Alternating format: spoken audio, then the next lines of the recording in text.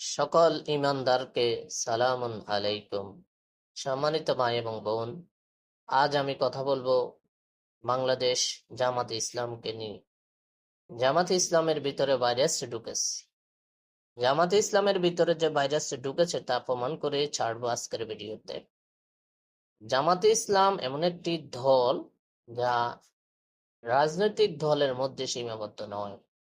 জামাতে ইসলাম একটি শিক্ষা প্রতিষ্ঠান, পৃথিবীর সবচেয়ে বড় স্কুল, ইউনিভার্সিটি, মাদ্রাসা যাই বলেন, জামাত ইসলাম হলো পৃথিবীর সবচেয়ে বড় শিক্ষা প্রতিষ্ঠান।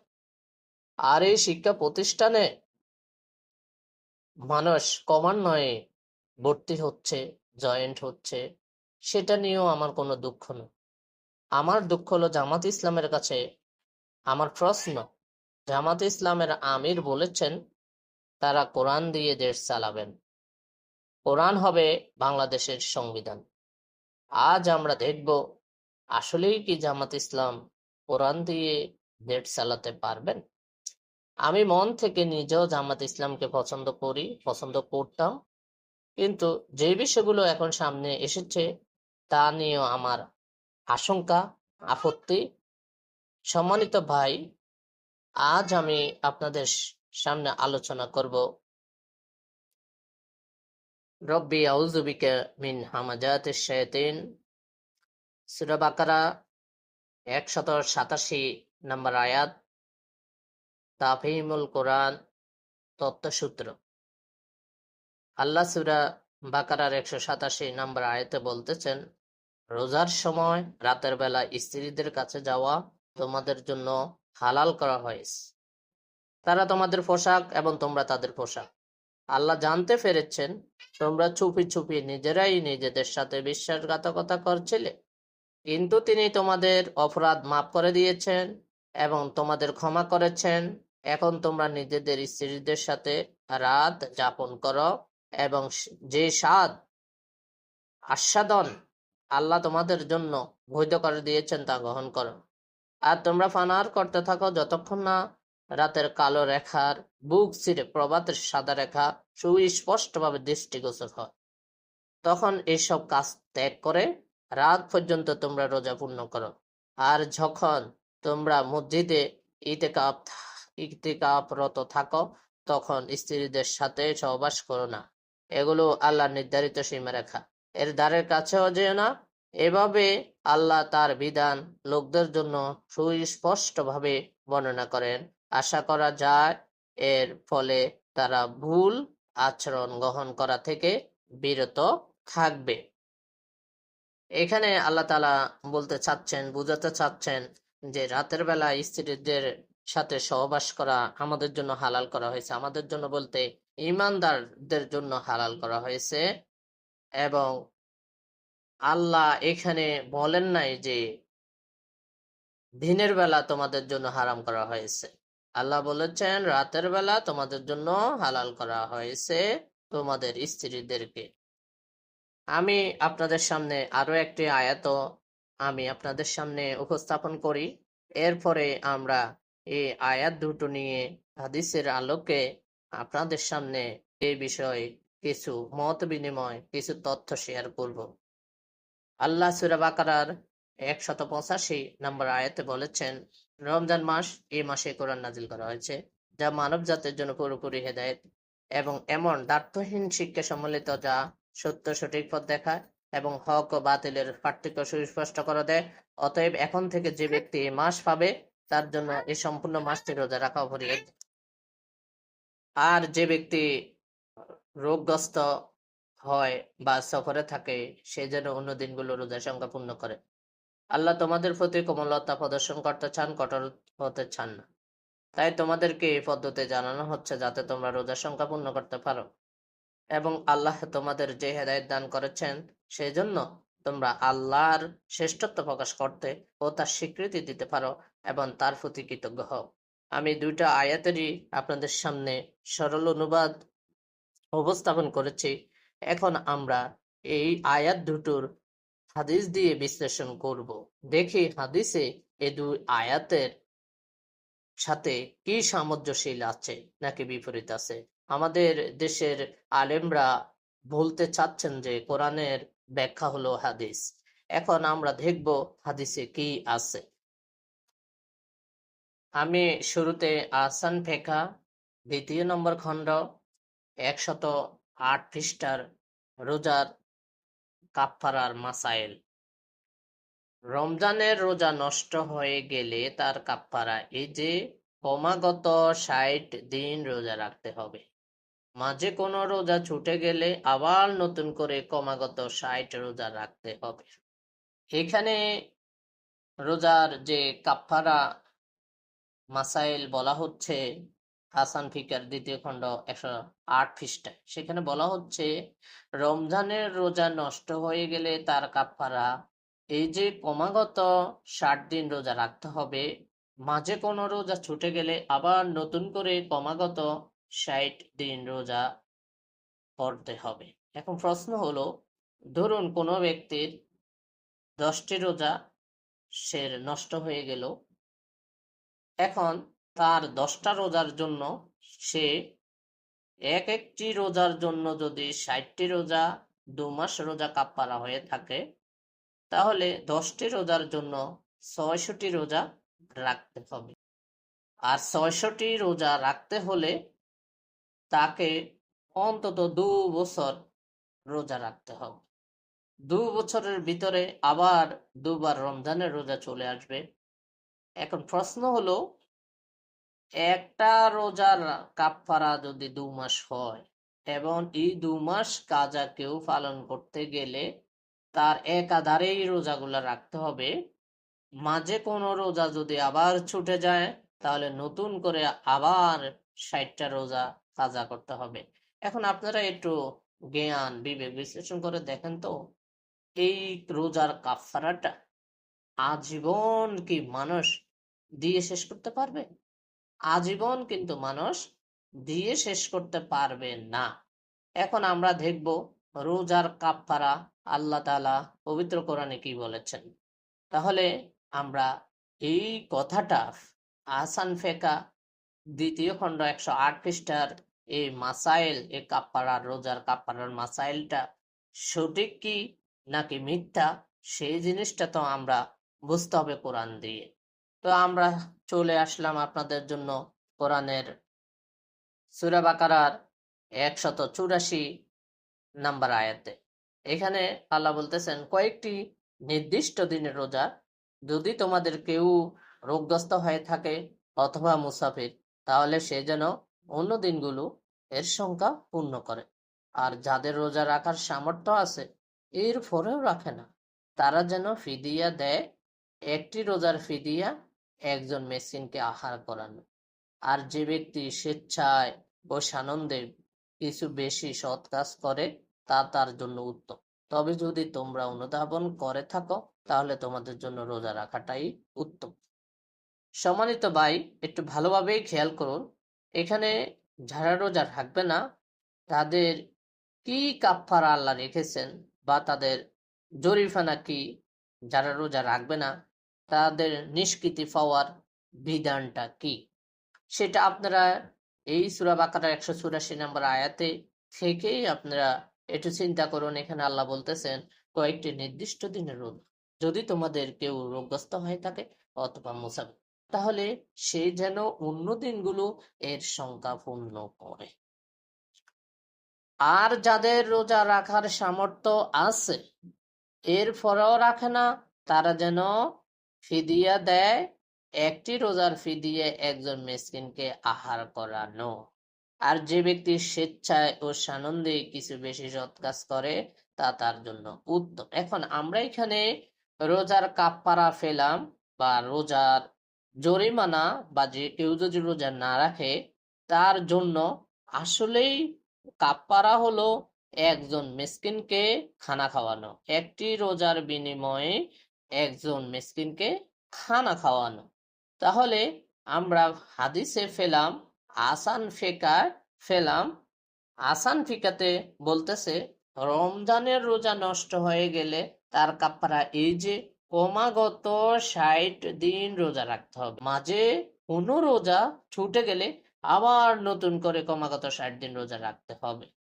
এখন এই কথাটা কোরআনে নাই। আসান ফিকার যেই কথা, যেই রোজার কাফারা, সেই কথাটা কোরআনে নাই।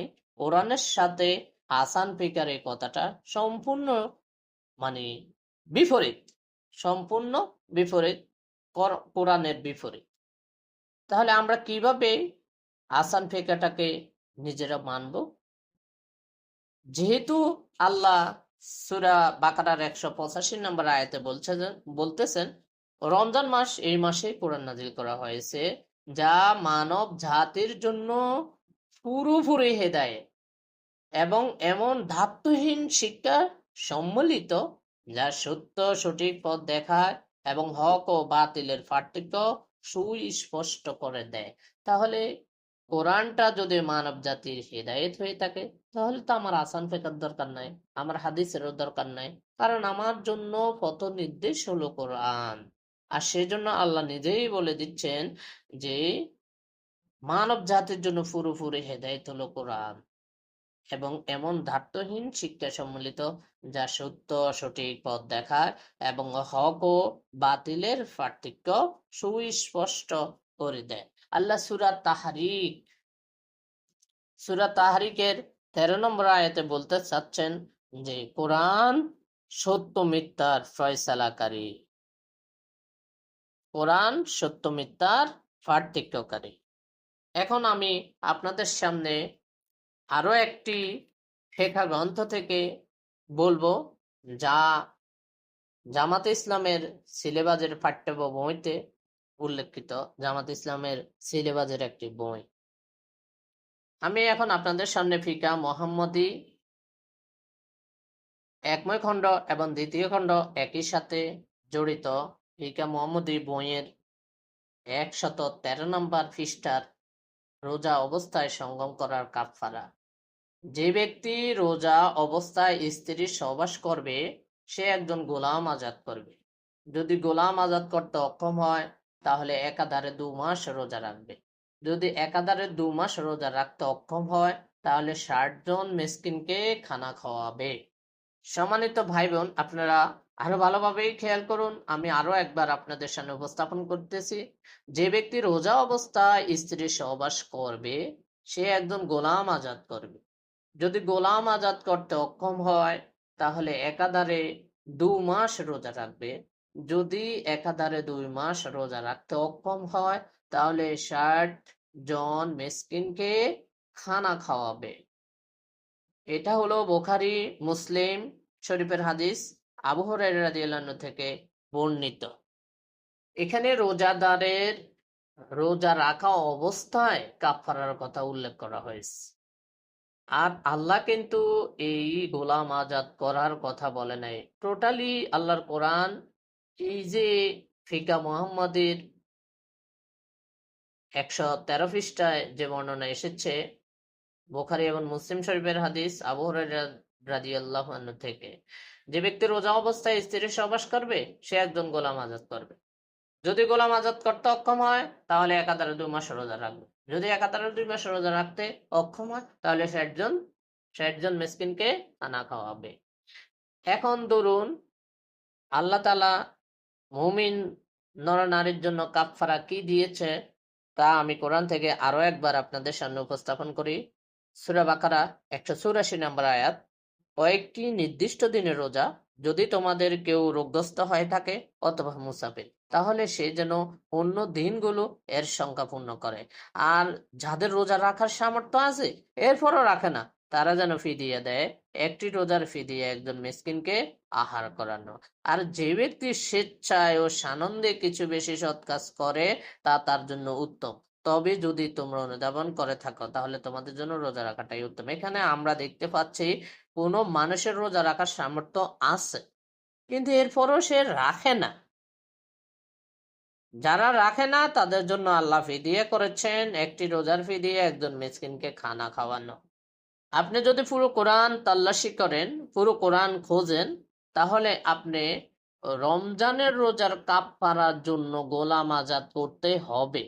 রমজানের দিনে স্ত্রী সহবাস করলে আপনার গোলাম আজাদ করতে হবে, একজন গোলাম আজাদ করতে হবে। এখানে একজন গোলাম আজাদ করার কথা বলা হয়েছে, একজন গোলাম আজাদ করতে হবে এবং একাধারে 2 মাস রোজা রাখতে হবে।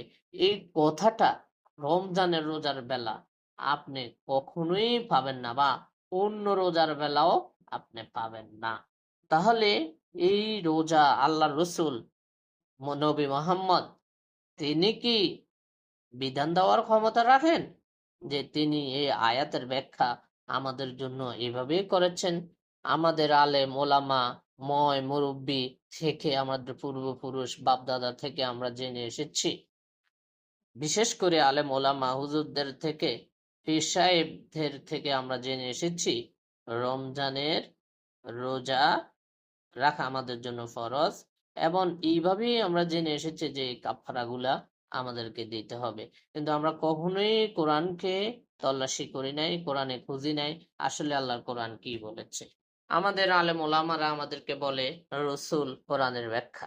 রসুল যদি কোরআনের ব্যাখ্যাই হয়, তাহলে রসুল আমাদের জন্য এই গোলাম আজাদের করার কথাটা কিভাবে পাইলো?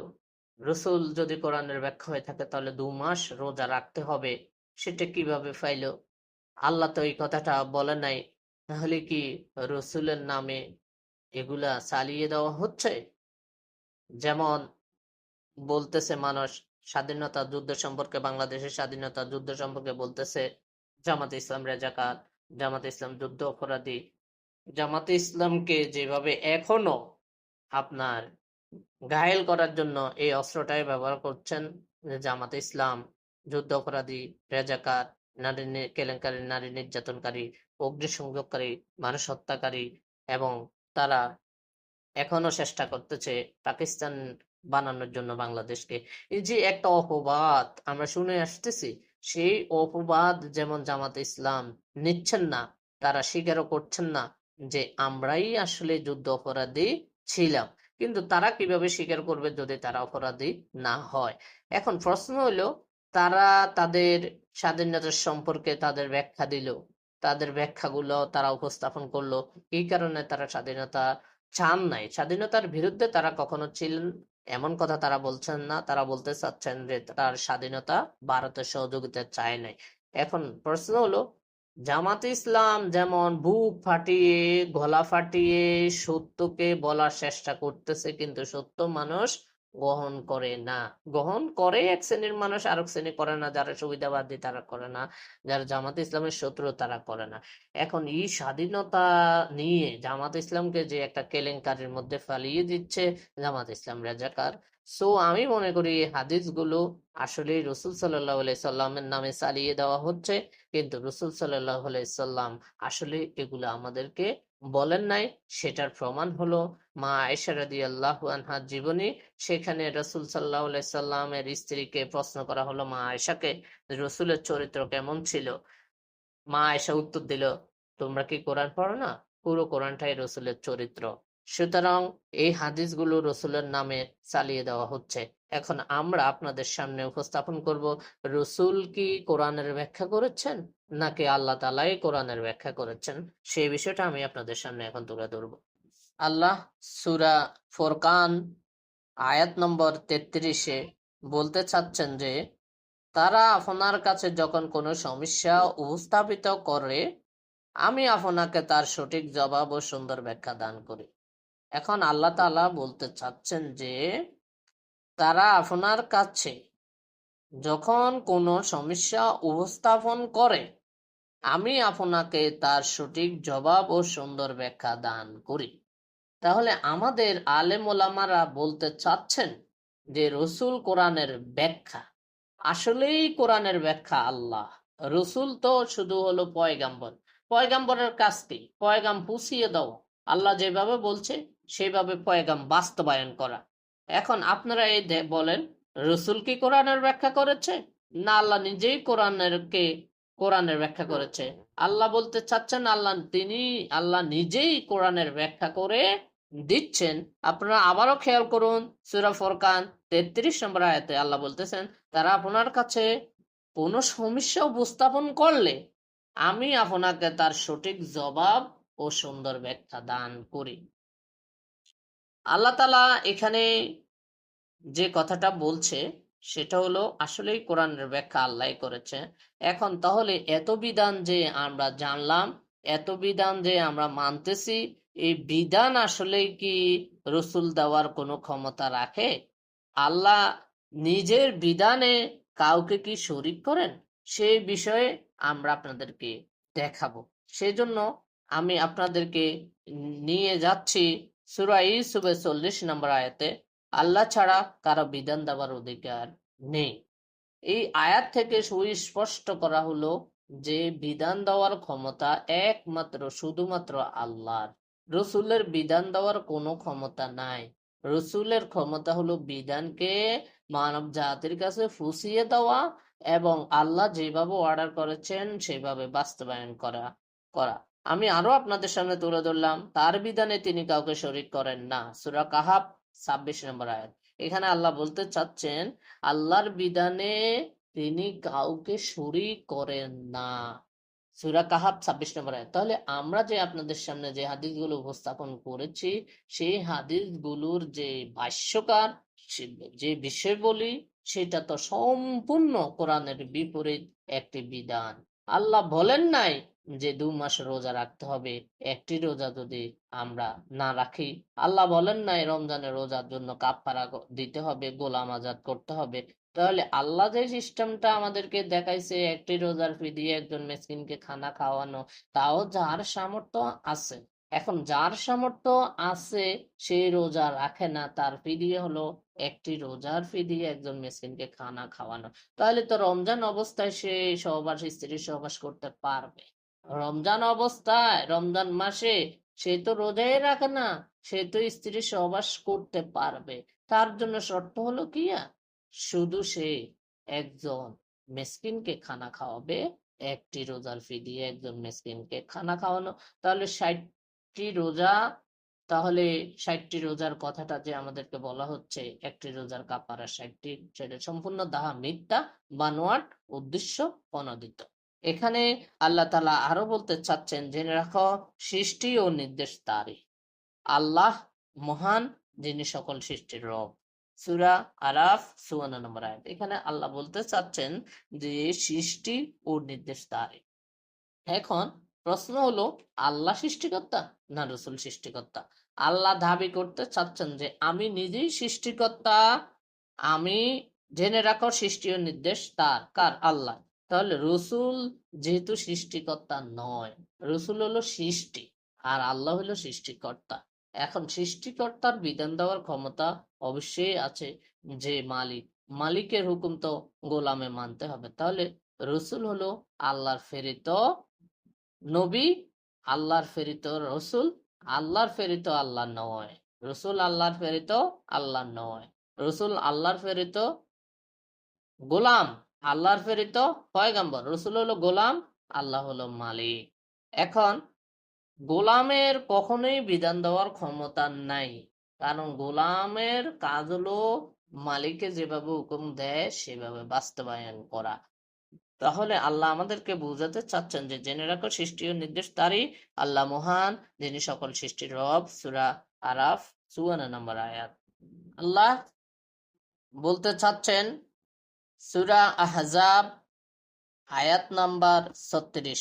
এখানে আল্লাহ বলতে চান যখন আল্লাহ ও রাসূল কোনো বিষয়ে ফয়সালা দিয়ে দেন তখন কোনো মুমিন পুরুষ ও মুমিন নারীর সে ব্যাপারে নিজের ফয়সালা করার কোনো অধিকার নেই।